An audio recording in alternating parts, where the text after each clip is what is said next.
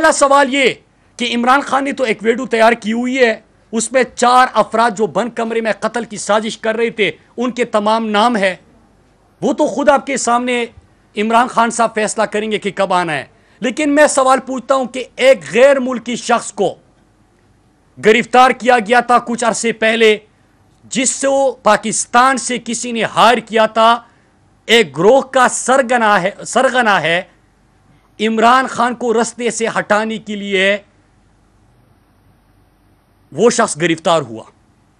तो जब वो शख्स गिरफ्तार हुआ तो सवाल यह है कि कौन से इदारे के एहलकार किसके कहने पे उसको हवाले करने या वहां से आजाद करवाने के अटेम्प्ट्स कर रहे थे। वो कौन थे जो कोशिश कर रहे थे कि जिस गैर मुल्की शख्स को गिरफ्तार किया गया है, जो सरगना है एक ग्रोह का, गैर मुल्की है, इमरान खान को कत्ल करने की साजिश तैयार हो चुकी है, पकड़ा जाता है, कौन दबाव देता है? और जो ऑफिसर्स दबाव दे रहे थे तो उससे क्या इदारे की साख मुतासिर नहीं हो रही थी? दूसरा सवाल मेरा कि कुछ दिन पहले आपने सुना था कि इमरान खान की हेलीकॉप्टर की क्रैश लैंडिंग हुई, सुना था आपने ये? लेकिन उस हेलीकॉप्टर में ईंधन, फ्यूल कहां से भरवाया गया और फ्यूल हेलीकॉप्टर्स में भरवाने का जो अथॉरिटी है वो कौन है? दूसरा सवाल मेरा ये। और तीसरा सवाल मेरा कि अरशद शरीफ शहीद के जनाजे से एक रात पहले एक प्रेस कॉन्फ्रेंस की गई।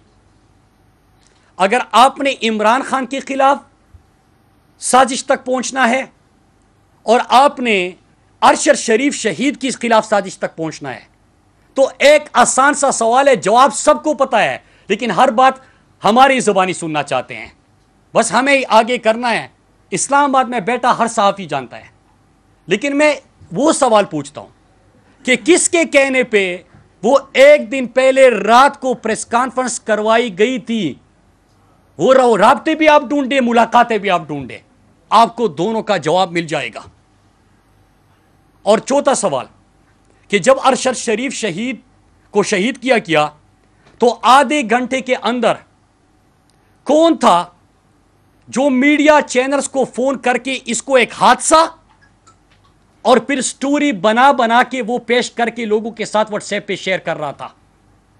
और वही उसी तरह कल इमरान खान साहब पे जब हमला होता है तो उसी तरह एक बंदे की जो फायरिंग कर चुका है, जिसको गिरफ्तार किया गया है, कौन इतने इन्फ्लुएंशियल है कि वहां पे उसका बयान तैयार करवा के मीडिया चैनल्स पे, अभी मैं आपको के सामने बैठा हूं और मैं आपको लिख के देता हूं, मेरी प्रेस कॉन्फ्रेंस, अगर मैं कोई पार्लियामेंट में तकरीर कर रहा होता हूं, सारी प्रेस कॉन्फ्रेंस चलेगी, ये नहीं चलेगी।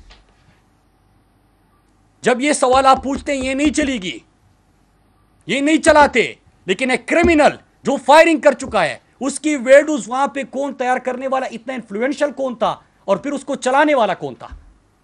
और इसी तरह जब अरशद शरीफ को शहीद किया गया तो आधे घंटे में वो कौन था जो मीडिया चैनल्स को फोन कर करके स्टोरी बोर्ड बना के पेश कर रहा था, व्हाट्सएप कर रहा था, भेज रहा था, इंस्ट्रक्ट कर रहा था?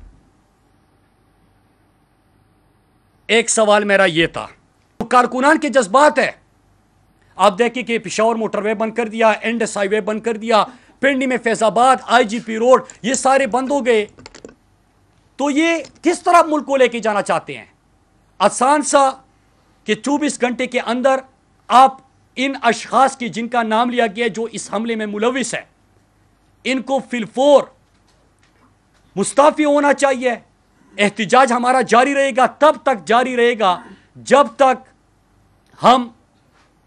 जब तक इन लोगों को ओहदों से नहीं हटाया जाता। आखिर में मैं इजाजत चाहते हुए आखिर में दो बातें कर सवाल ले रहा हूं, सवाल सबसे लूंगा। मैं सिर्फ इतना कह दूं कि जो 4-5 सवाल मैंने पूछे इमरान खान साहब के हवाले से, उसके जवाबात आने चाहिए।